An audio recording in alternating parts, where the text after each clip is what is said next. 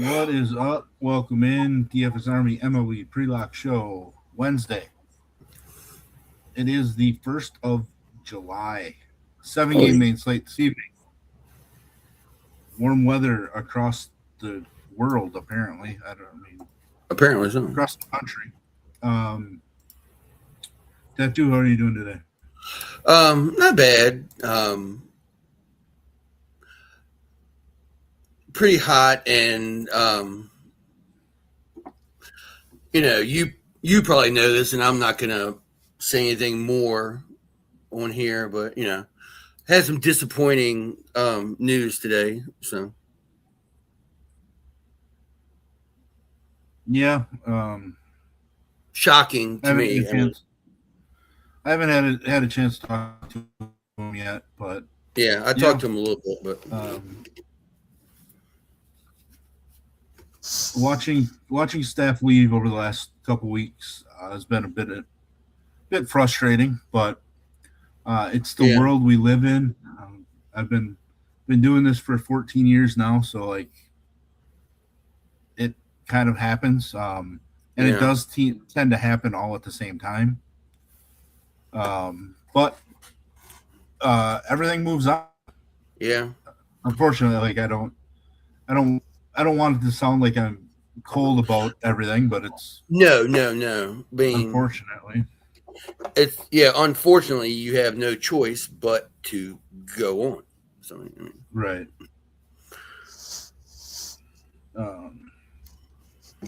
So we do have a 7-game slate to look at tonight. It is another slate with shit pitching, to put it bluntly. And incredible hitting on paper. Yeah, I would say last night had even better hitting. It's just we saw some better pitching. I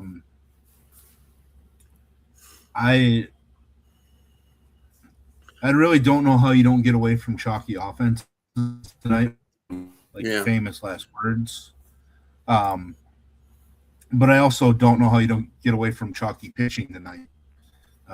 Also famous last words. So, there is one chalky pitcher that I'm going severely underweight on, as I dropped my article just a little bit before the show started.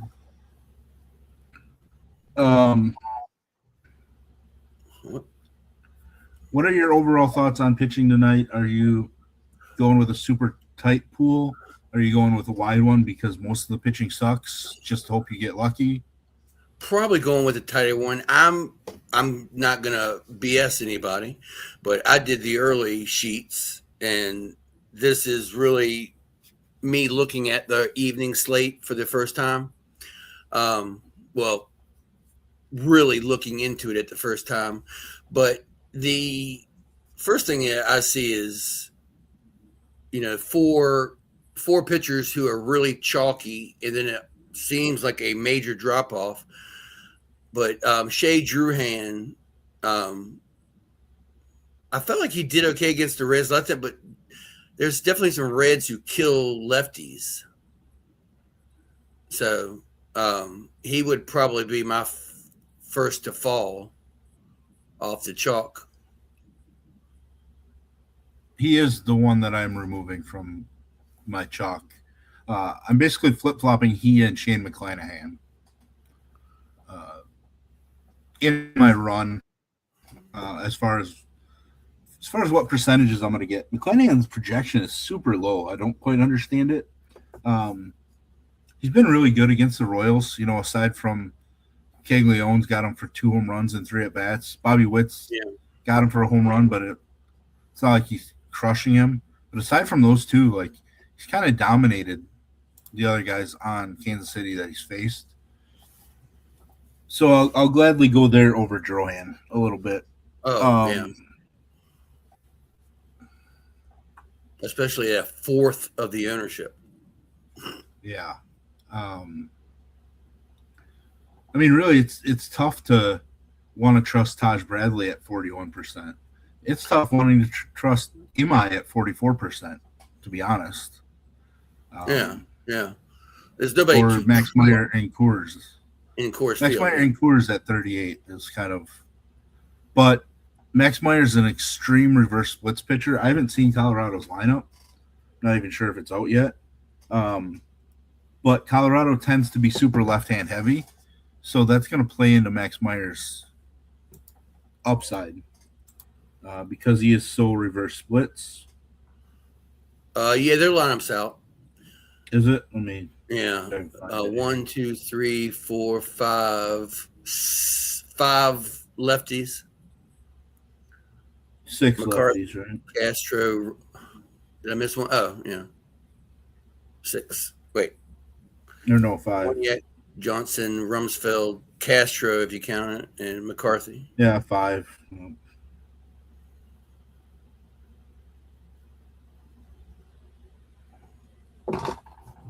Yeah, I mean, it's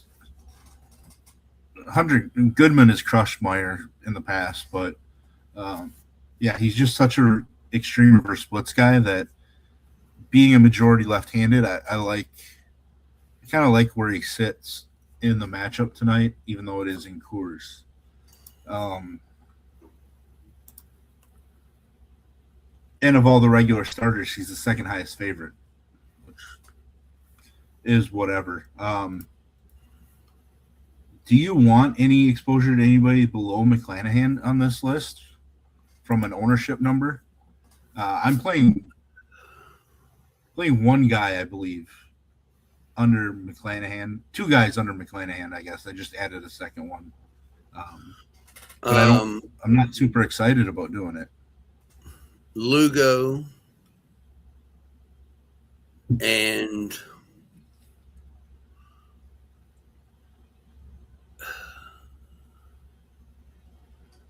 I want to say Lopez, but I don't know.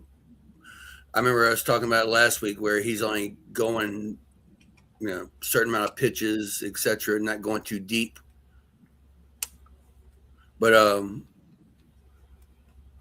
I guess it'd be either Lugo and somebody from that game, McGreevy or Lopez. It is McGreevy. Lopez only threw 58 pitches last week, so he didn't even get extended out. Because I remember bringing him up last week. It's not Lugo because it's not Lugo because I'm so high on Tampa Bay right now that I'm just not even going to hedge it by playing Lugo. The other one is Andrew Abbott, who I never play. I just think there's a route for Abbott to put up like 18, and I think that's good enough tonight from my pitching. Like, I mean, legitimately 18 could be a high-scoring pitcher on DK. Yeah. Only so that's why I'm playing some Abbott. I would say it's only a couple lefty kind of killers on Milwaukee. Yeah. I mean, it's tougher because, like, some of those Brewers have hit Abbott pretty well. Churio, Turang, Contreras have all hit him pretty well. But I just think overall, like, that lineup is weak enough against left-handed pitching.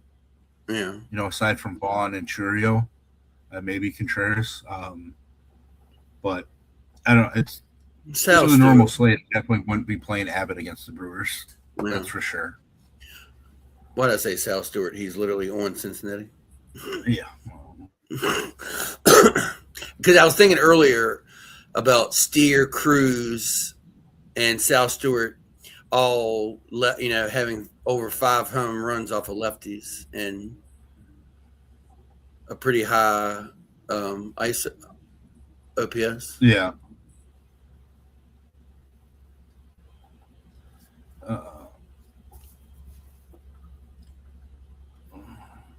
So, I mean, overall tonight, I think pitching is something that we don't really need to prioritize, which pains me because I love prioritizing pitching. I really think you trim it way down, or you just play everybody minus Brock Stewart or whoever the Dodgers end up opening with. Yeah. Because it's going to be a full, like, the sounds of it, it's going to be a real bullpen game for the Dodgers since they moved Ohtani back to Friday. And I believe they have an off day tomorrow. So, like, it should just be a full bullpen game. So, yeah, it's either you keep everybody in the pool or you trim it way down. And I'm going with the trim way down part. Right now, I think really I'm want to looking rely. at was it Emma? Imai, yeah. Ema, Bradley, McClanahan, and McGreevy right now is the four I have checked. I mean, I'm definitely playing a lot of Max Meyer. I'll probably go back and add him in the mix. Like, a lot of Max Meyer for sure. I don't know about Zach Gallen. I wish we could get vintage Zach Allen. Zach Allen at home would be a normal thing that I'd love to use, except for he's been absolutely atrocious this season. So I just can't get there. All right, let's switch over more to the offenses since tonight I think is just an offensive night. Yeah. I'm gonna refresh the ownerships here. We have the clear chalk Miami, clear chalk again. With looks like Tampa Bay pretty chalky. Arizona, Giants. Kansas City being third highest is the thing that is surprising me against McClanahan.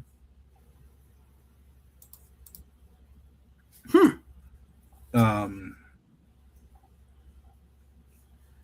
mean, the Dodgers make sense. Milwaukee Dodgers make sense, and even with the pricing, who cares? Because you're not paying up for anybody pitching. Right. So really, like, I can see Coors and the Dodgers all being higher owned than we currently have projected for total ownership. Just because you're going to be able to get to those guys. Like, you're going to be able to get the Dodgers with, Caminero, who's going to be super popular because he's just been ridiculous. You're going to see that combination quite a bit. You're going to see Caminero with Coors stacks quite a bit, I think. Which sucks because, like, I'm just going to play all the Caminero that I can. But it's a matter of getting more creative too. Yeah. I mean, honestly, I really do like the two teams at the bottom in the Twins. Like, we've seen in my Twins. I'd see the two teams at the bottom, the Reds and the Twins. I love the Reds. I was going to ask you to talk me off of them. So, well, it's because like we've seen Drohan struggle. He's not some lock. Like, he's worse than Brandon Sprode is. So, like, there's no consistency to him. And Cincinnati does have some guys that hit left-handed pitching well, especially with Ellie back. And then the Twins, I'm going to get the updated number because I don't want to be incorrect. But, up until last week, they were second in the AL in total runs scored. They got and we've seen they might have a couple bad performances. But they got update. The Minnesota Twins lead the AL in total runs scored. They're slightly above the Yankees and the White Sox and the Orioles. Well, quite a bit more above the Orioles, 24 runs above the Orioles. But so the Twins score runs. And Josh Bell has 2 home runs off of MI. Yeah. In the one game they faced him this season.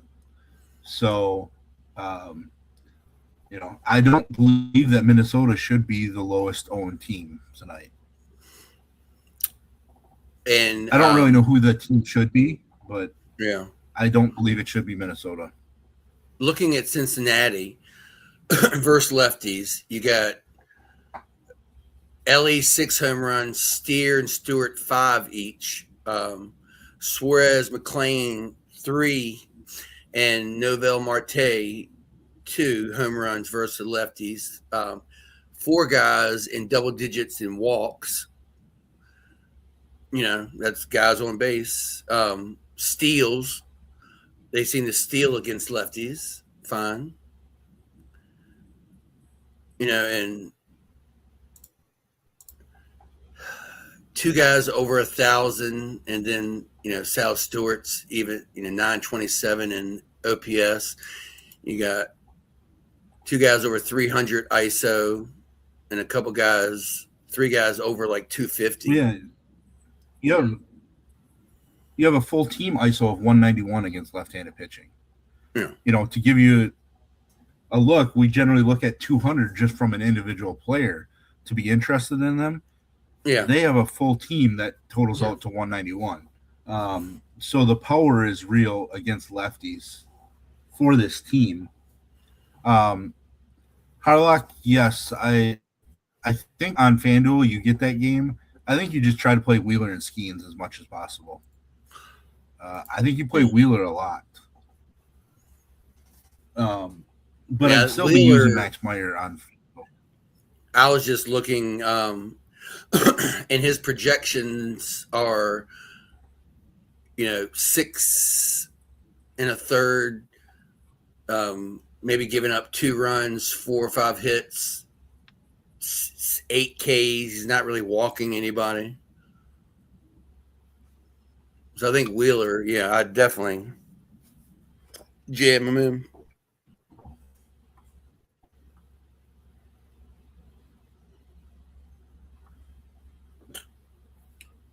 Yeah. I mean, I think I'm playing Wheeler, I'm playing more Skeens, and then I'm still playing Max Meyer. Just because I love the upside. And again, I'm going to keep saying it a lot. I absolutely love reverse splits starting pitchers, especially when opposing teams aren't taking advantage of that. I mean, to be fair, the Rockies could be left-hand heavy, so they aren't fully left-handed, but they could be more right-handed too. But it just feels like a slate that's somewhat straightforward with just pounding offenses and letting it go, letting it do its thing. Yeah. I don't really have any super sneaky thoughts, other than the fact that Minnesota and Cincinnati should not be your 2 lowest owned teams. I don't care. Like, they're not going to be for me. No, I thoroughly agree. I forgot when I had it. It is sort of about that, but yeah, those 2. We sort by ownership. Let's see who was. Isn't it? Oh my.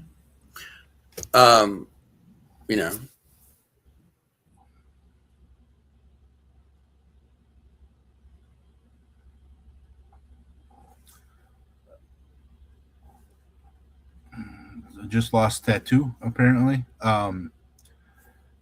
For me, like, if I had to guess, the 2 lowest owned teams in my builds are going to be Kansas City and St. Louis. The overall St. Louis lineup has cooled off enough. Plus, it's kind of like a glorified bullpen game for the Braves, since they only let Ronaldo Lopez go 58 pitches last time and 58 pitches the time before that. I think it's more glorified bullpen. And when teams are facing bullpen games, I don't really like it from an offensive standpoint. So the same could be said about Atlanta, or not Atlanta, but the Athletics tonight, since they're basically facing a bullpen game from the Dodgers.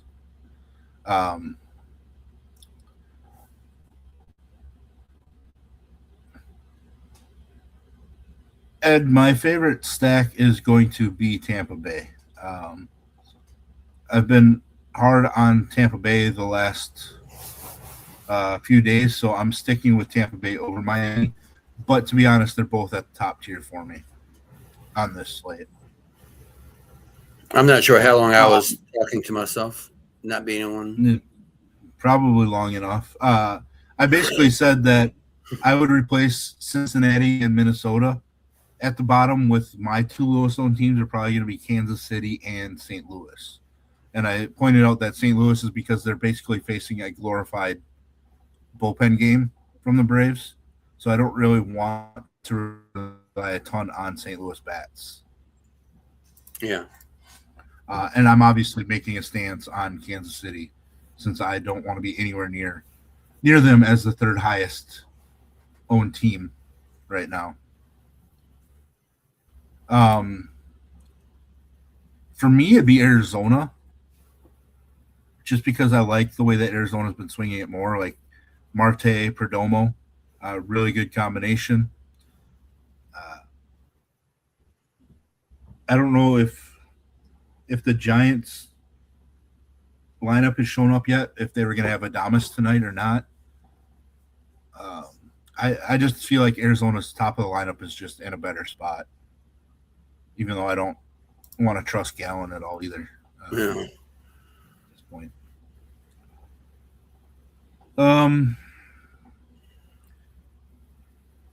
Who would you say are your bottom two teams? I don't know. Maybe yours could still include Minnesota. If you're moving Cincinnati up, like, who are you dropping to the bottom? Let me start by ownership again. Dropping to the bottom, I would be fine dropping Kansas City. What are we going to call it? Top four? I mean, whoever you have as your top. I'm just sending those two teams to be my lowest owned. So yours could be Minnesota, but I'm moving them up myself. No, yeah, I would move Cincinnati, Houston, and Minnesota all up. Probably drop down Kansas City, San Francisco, Atlanta, or maybe St. Louis before Atlanta. But since I'm using McGreevy.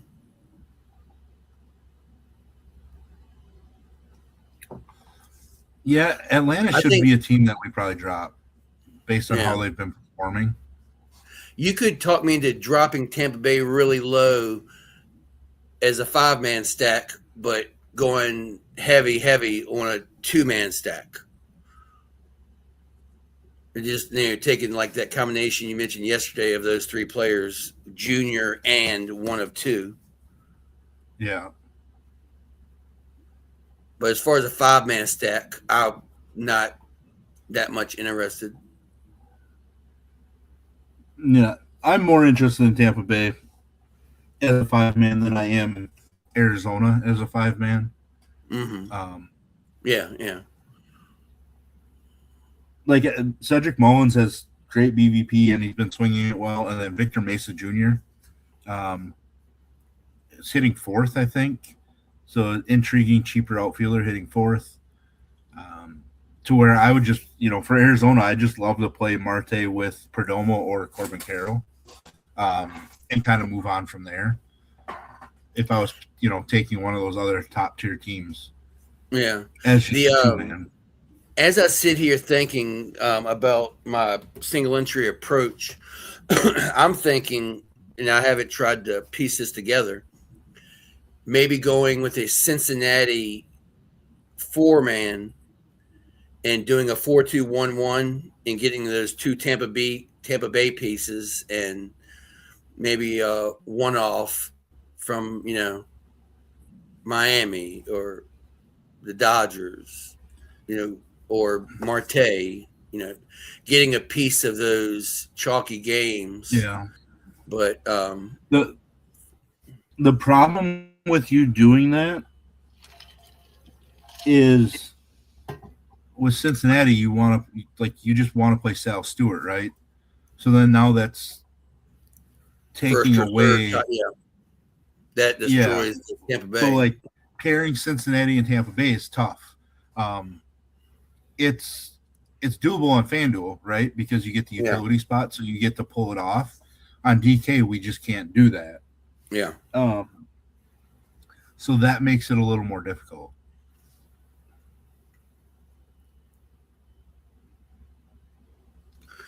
yeah. That might end up with a junior one-off or something like that. Yeah. I mean, or you can just pair Junior with Cedric Mullins in the outfield as your two man. Yeah, yeah, And, but it's what makes building interesting because you have to make decisions like that. And some people will just shy away from it strictly because they can't make them work to where they use the best bats from each team, right? yeah, So they just automatically go, okay, I can't pair these two teams together because it doesn't work. So if you're willing to fade somebody in that scenario, right? Like Cincinnati, Tampa Bay, that first third situation is Aranda, Yandy Diaz, Sal Stewart, Eugenio Suarez, J Cam. Our five guys were four of them are third base eligible, and three of them are first base eligible, right? yeah. Stewart and Yandy are both third base eligible, along with J Cam and Suarez. So, if you're making multiple lineups, like you get to mix and match those combinations a bunch, and I think that's kind of a way to go if you're only building, say 4 to 6 lineups, and you really love those two teams. Just mix and match those positions. But again, like first base is super deep tonight. To find my notes and look, but I have 9 first basemen written up. Whew. On a 7-game slate. 7-game slate, 9 first basemen. It's kind of gross. I have more second basemen written up than third basemen. So, Damn. I might have as many first basemen written up as outfielders.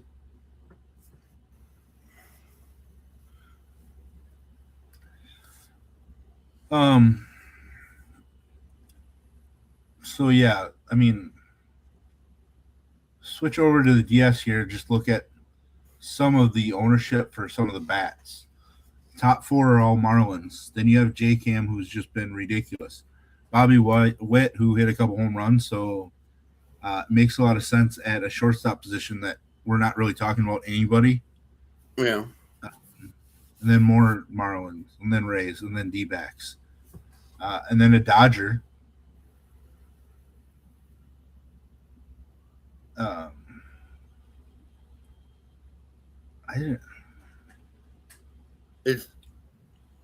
They're so confusing.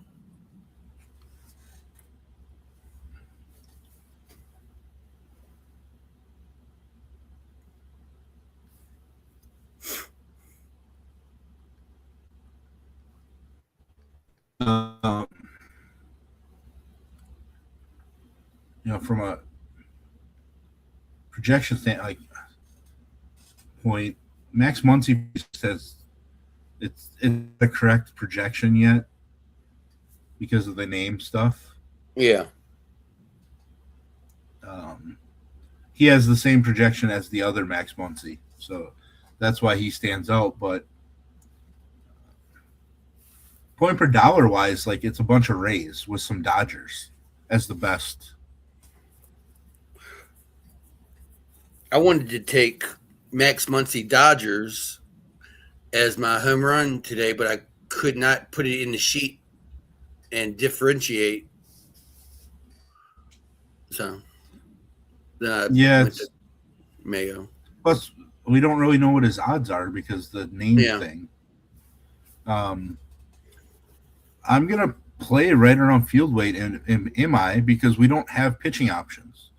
Like, if I don't play 45% and I only want to play 30%, I don't really know where I'm going with that other 15%, especially because I'm not playing very much Shane Drohan.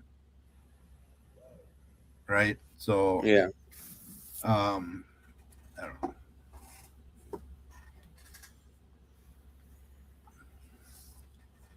I believe you're not going to be able to use Otani on FanDuel tonight because they originally had him entered into the pool as a pitcher, and now that he's not pitching, I don't believe that they've moved him to the outfield. But on DK, you get to use him.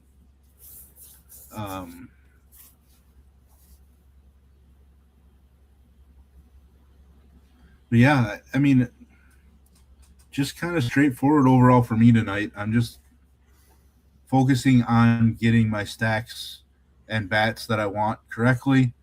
There's a lot of expensive bats that make sense tonight, which is probably fine. But I don't really have much else to add from an offensive standpoint either, because I just think there's going to be runs scored, and Yeah. should be stacks that do it.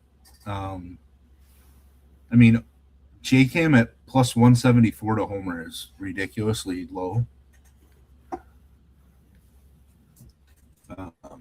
Better odds to homer than Otani does. And Otani's playing in a AAA ballpark. That's crazy. We don't have as many bats with low odds to homer tonight as we did last night. Obviously, it's smaller main slate, but still. I suppose might as well go position by position, give some favorites now, and get out of here and get on to building for tonight. Let's see.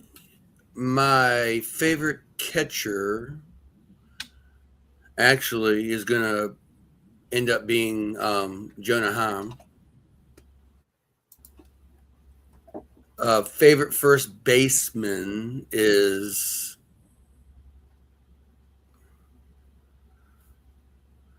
first base is always so tough. but Andrew Vaughn. Second base, Marte. Third base, obviously, Junior. Shortstop, Ellie. And the outfield, you got, so many. Like you mentioned, Cedric's in a good spot.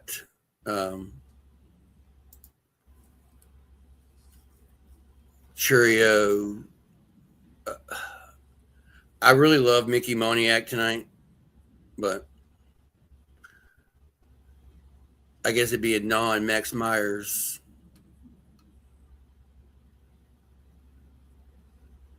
But yeah, that's probably my favorite outfitter is Corbin Carroll.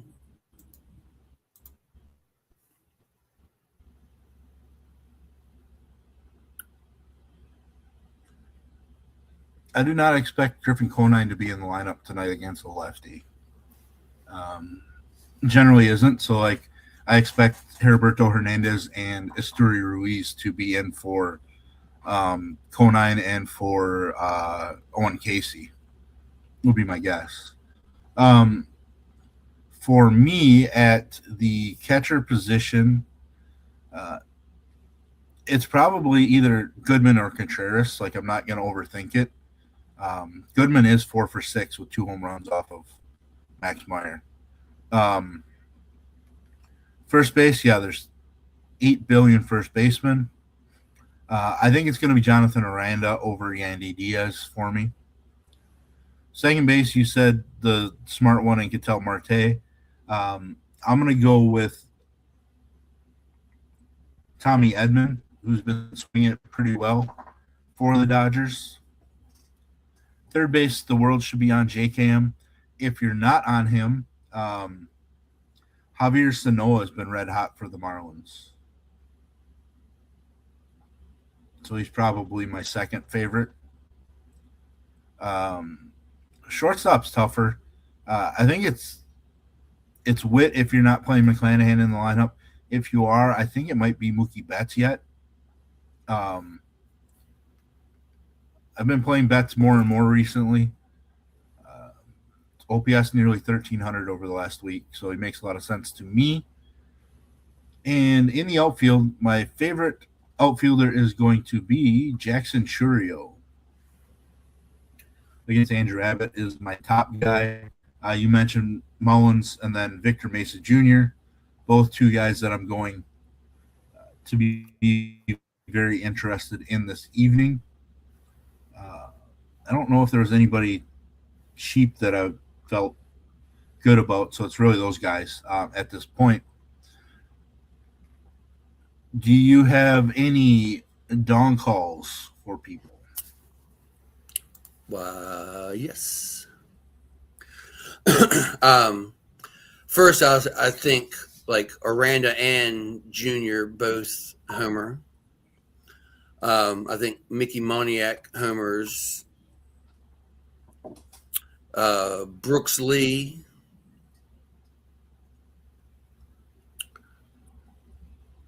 And let me see if I can find some other goofy ones.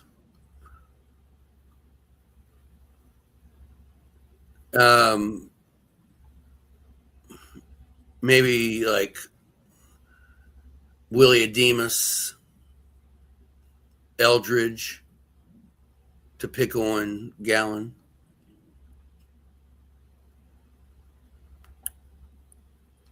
And I think Ademus has 3 home runs off of Gallen.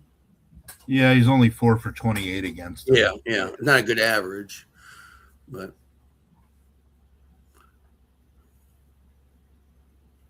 they would probably be my favorites right there.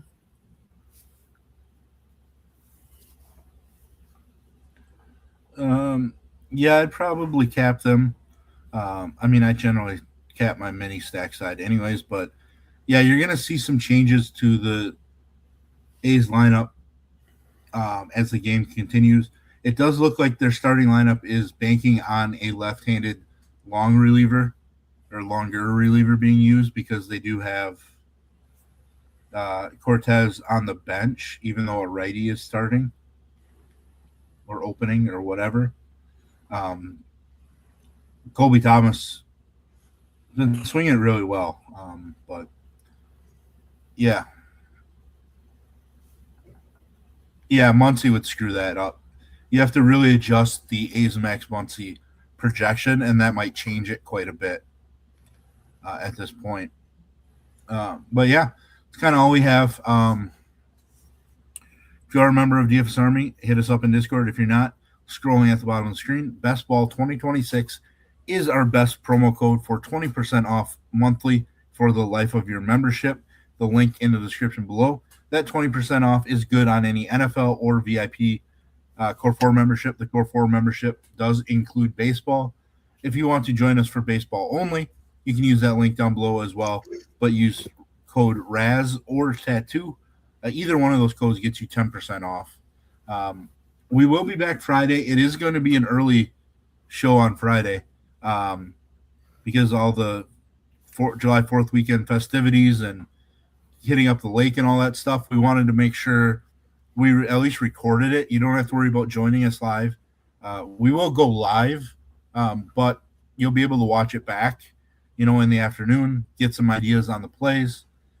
You'll probably have more questions for us in Discord on Friday since you won't be able to ask live. But we figured it was the best way to get you guys the video show content because I, for one, am not going to be around Thursday or Friday afternoon. So, but yeah,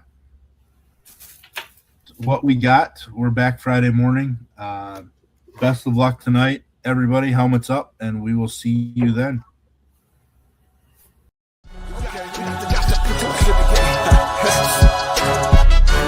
Got the best. best coaches in the game.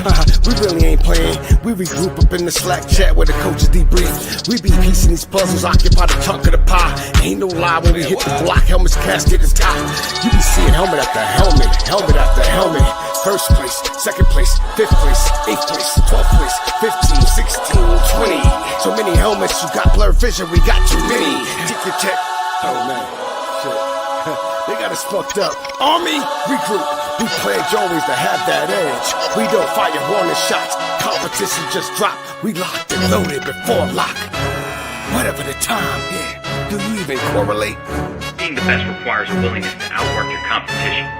There's always someone smarter, faster, sharper.